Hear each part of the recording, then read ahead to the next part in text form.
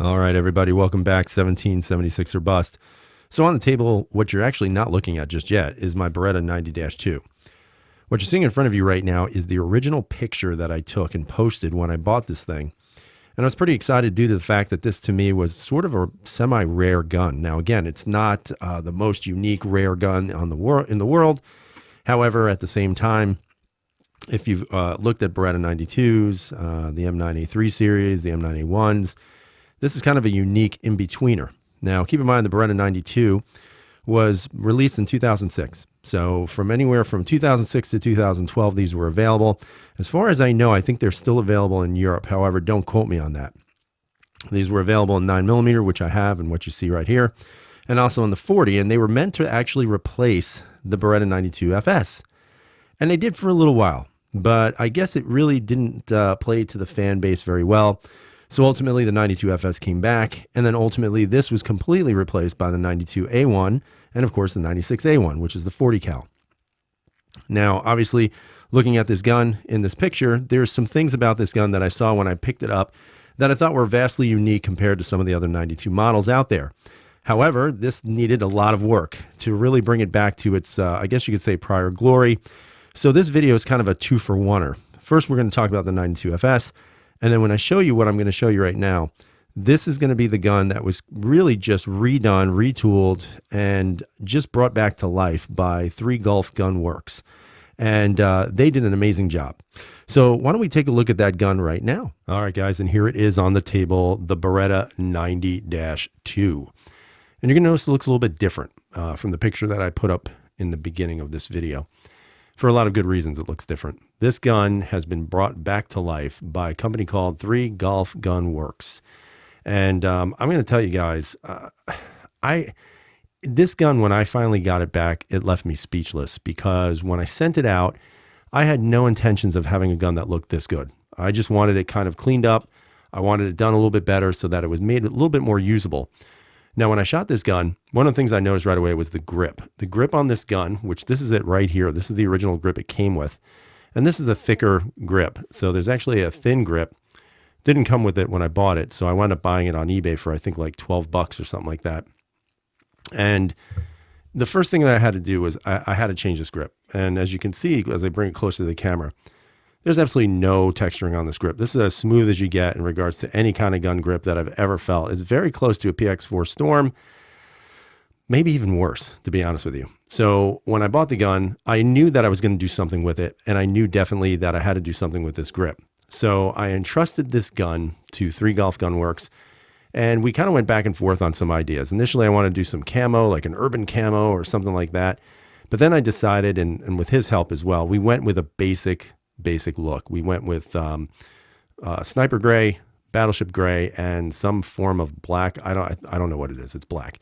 But what you have to realize is when we talked about the colors, I didn't think it was going to look like this. I mean, this looks like a brand new gun. And what's even more important is you can't find this gun anywhere. The 90-2 is kind of one of those guns that has come and went. You know, again, this gun in particular is, I think it's about 11 or 12 years old. And one of the things that I have to say is that I'm so happy that I bought this for $400 and then did some work to it to kind of increase its value. And maybe it did, maybe it didn't. And honestly, I don't care. And the reason why I say that is because this gun's going to be a keeper forever. This is a gun that I'll pass down to my son or my daughter. And hopefully they'll keep it with their kids and move it on as we go on through the times. But let's talk about the gun. Now, the first thing I'm going to do is I'm going to bring out this bad boy. And this is my M9A3. Now, it's kind of interesting because I don't have a 92 FS just yet. I have one coming soon, hopefully in the Inox. But this is kind of the evolutionary process of the original 92 FS. Then this kind of replaced the 92 FSs for a while, but I guess this didn't really sell very much, so they went back to the 92. And then this was eventually taken off the market. This became, you know, the A1, so to speak. And then ultimately the A3 took over. Now we have, of course, the 92X and all that other great stuff. But there are some similarities. There are some differences. You know, this one has the profile that is a very classic 92 look. Very straight lined, you know, nothing really dramatic in regards to curvature or anything like that. But when you take a look at the 90-2, what you're seeing here is that they changed the way the slide looks. They've actually beveled the slide down and gave it an angle. So it actually looks a little bit more, I guess you could say, European cool. And the lines are actually not straight. They're angled down. They're beveled on the edges. So there's no real, I guess you could say, anywhere to catch. It's a very smooth feeling gun. There's no sharp edges anywhere on this gun at all. They even included this thing right here, which a lot of people, when I first showed the picture of this gun, thought that the gun was made of polymer. But this is actually just a cover for your rail. So you can see here, there's a little tab right there, and you pull up on that tab. Hopefully I can get off the first try. And you pull it off the first tab, or you pull up that tab, and it slides right off, and then exposes your rail system. Now, again, the reason why they designed that was to try to keep this gun as smooth and as non-jagged as possible. So they put that on there for that reason. So if you're going to holster your gun or unholster the gun, there's not going to be anything that's going to bind it up or catch on it, which is kind of an interesting thing. I mean, again, I don't know particularly why this gun didn't catch on. I think it may have to do with the wraparound grips, to be honest with you. But this is a very good entry into that next stage, that Vertex grip, the Vertex grip type of the handgun. I mean, you can see that this is very straight. This has a slight hump in the back. So it's a little bit, like I said, it's more like an evolutionary gun. So as time went on, they removed some of that hump from the 92s, and then eventually they just went with the flat back and the Vertex grips. Again, the Vertex grip is awesome. Makes these guns fantastic and just really comfortable in the hand. With this grip, even though it has a slight hump, and it's really not visible, the grip thickness is actually a little thicker than this M9A3, and you can definitely tell the difference when you have it in your hand. However, with the stippling job from 3 Golf Gun Works, I mean, this gun is going nowhere. Actually, when I shot this gun initially, this gun was sliding all over my hands because there was no way of getting a good grip. I mean, I had to really grip this thing very, very hard. And even then, with my hands sweating a little bit, the gun was coming a little bit loose, a little bit more muzzle flip than I would like. And nonetheless, you kind of just have to readjust to that. With this stipple job, I suspect that's going to change dramatically. Now, again, when you look at the features, you have your, again, very classic looking, not very different from any of the 92s, but just with some slight variances here and there. Again, this is not the decock model. This is a safety only, which is kind of a bummer, but I'm going to keep it in its original condition. I thought about changing it to decock only or decock, but I'm not going to do that. I'm actually going to leave this as is just because I think I want to keep it as original as possible, even though obviously the Cerakote changed that and so did the stippling. But again, like I said, to me, this is more of a one-of-a-kinder than anything I own right now, so to me, it's worth it. The takedown process, and again, keep in mind, the magazines are actually reciprocal, which is kind of sweet. So even in the modern M9A3, the magazines work. They lock open the slide.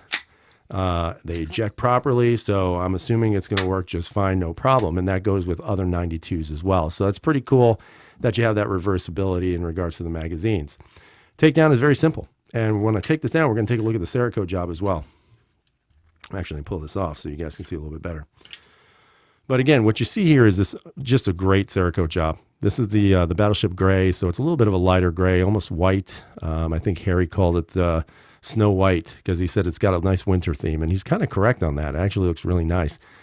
But you can see that everything is coated here. I mean, there's nothing that's exposed. The coating is very, very nice. Very, it's almost like a slight texture to the coating, which I like. I didn't want anything super smooth, and he did just the right thing. I mean, everything about this gun right now gives you a little bit more texturing on it. So it gives you that, I guess, a more comfortable feel when you're handling the handgun. Again, when you look at the slide also was done, and every little piece was done here, including the barrel. So you can see this barrel looks brand new. And the reason being is because he sandblasted it and then coated it up a nice dark black. He also did some of the controls here, the safety levers. And I can't remember, but I think I actually sent him the hammer too. I'm pretty sure I sent that. So, I mean, overall, you look at the quality of the gun, you look at the quality of finish, including the stippling. And like I said, I'll give you a close-up of that stippling. That's amazing. I mean, it's just tremendous. And it's got enough texture where you're going to get a good bite on your hand. But I don't think it's going to be overly textured where you're going to be uncomfortable if you wanted to carry this. Although I don't know if you really want to carry this gun. Again, putting the gun back on, you'll notice that the takedown lever is slanted downwards. As soon as you pull it back, it goes right back into position. Again, drop it into safe, and then you can lift it off safe. If you'd like, you can always put it back into half-cocked position, and you're ready to go. Now, some of the other things I did with this gun that I thought needed it to improve it. I mean, when I first bought the gun, the double action was a bit heavy, about 11 pounds, man. It was really heavy for me. I didn't like it. The single action was nice. It was a crisp, like 5-ish around there. So I decided to do some upgrades. And again, that was really, really cool. Wilson Combat actually gave me a discount on some of these things here. So I put on the green fiber optic front. And that's one of the things about the 90-2 that is definitely different from the 92 series. As you can see, you have this dovetail for the sight. So you can actually change the sights out. You can put night sights. As you see here, you can put down fiber optics, so whatever you choose to do. And that's a big bonus on this handgun, aside from the fact that it's aesthetically, in my opinion, a little bit better than a 92 series, or a 92 FS for that matter. Again, a lot of classic design here. You've got your safety, your striker safety, whatever you call that thing. The thing that annoys everybody because it pops up. But what you're going to see is it's very similar to all the other Berettas that are out there. So again, like I said, it's an evolutionary process. So it took some of the old and kind of moved it forward to some of the new. Also, I have a trigger spring, a new trigger spring in here, which I don't know if I'm going to use it. Actually, let me take this gun down so you guys can see it. Again, I bought it from Wilson Combat, and you can see it right in there. I think you can see that, but you can see that spring right in there. And, maybe it helped, maybe it didn't. I'm not exactly sure. I also put in the short reach trigger on there. And I also put a better hammer spring in here, a D spring. So, I mean, overall, the gun has been just so much improved for so many different ways.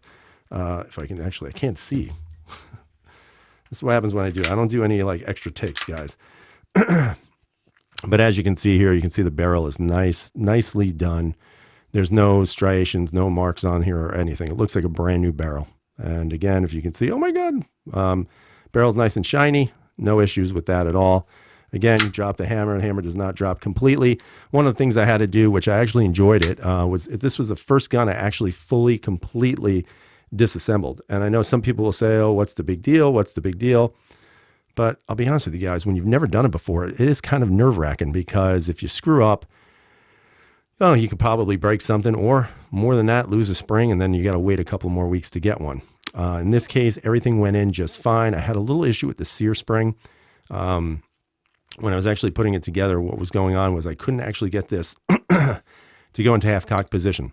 And what it wound up being was the sear spring wasn't working the way it should. I actually had to straighten it out a little bit, so it gave a little bit more tension. Once I did that, it was fine. I could have bought a new sear spring, but I didn't want to wait, and I just wanted to fix it as is. So, I mean, overall, what an amazing gun. It just looks absolutely perfect. In regards to trigger pull, and this is something I kind of want to show you guys in regards to this, just how good this gun really is. So I'm going to do the half-cocked position, and I'll do this twice here, and then I'll show you the M9A3. So right now, my first pull is 8 pounds, 11.8 ounces. Let's do that again. 7 pounds, 13.9 ounces, for a grand total of 8 pounds, 4.8 ounces. So it's a little bit above 8 pounds, but it's doable. It's definitely manageable. Now again, here is my M9A3.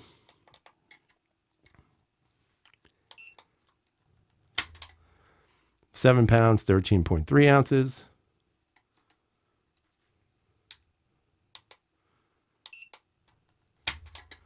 £7, 6.2 ounces, for a grand total of £7, 9.8 ounces. So about a pound difference from a modern handgun versus one that's almost, 12 years old.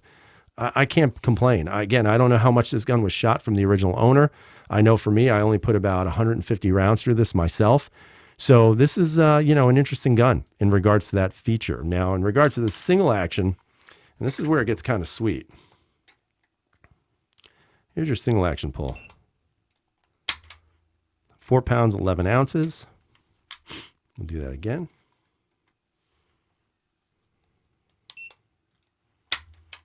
£4, 1.2 ounces, for a total of £4, 6.1 ounces.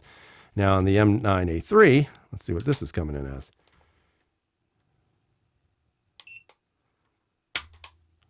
3 pounds, 14.5 ounces, which is a little bit light. 4 pounds, 1.4 ounces, for a total of 4 pounds. So like I said, for a gun that's newer, more modern, with a lot of upgraded features, that cost me about almost $900 versus the one that I don't know how many rounds have been put through it. I bought it for $400 and just bought some springs. I mean, I don't know how you can beat it.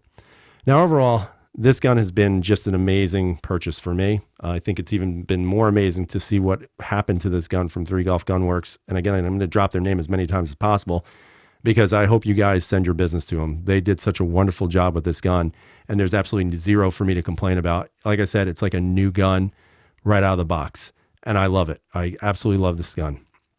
But I think at the end of the day, what means more to me is the fact that if you're out there and you're looking for a handgun, you shouldn't ever discount used guns. And this is something I've said before. There is something to be said about buying a used handgun. And that thing to me is a simple fact that if you buy used, you can turn it into a brand new gun with a couple of little things here and there. And it'll cost you pretty much nothing. I mean, the springs and the sight cost me, I think, about $22 total. And the Cerakote job was, it's a couple $100, I'm not going to lie, and the stippling, but still, that's not bad. And at the end of the day, look what they did to this gun. It's brand new. So don't ever discount used. Go out and find yourself something that you really want.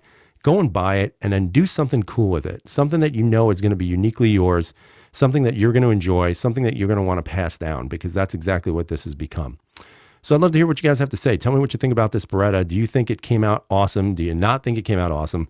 What do you think about the 90-2? I mean, is it a gun that you would consider buying if you could find it? And if so, why or why not? So again, guys, I appreciate you watching. Appreciate you subbing. I hope you have a great day. Stay safe. And as always, freedom is never free.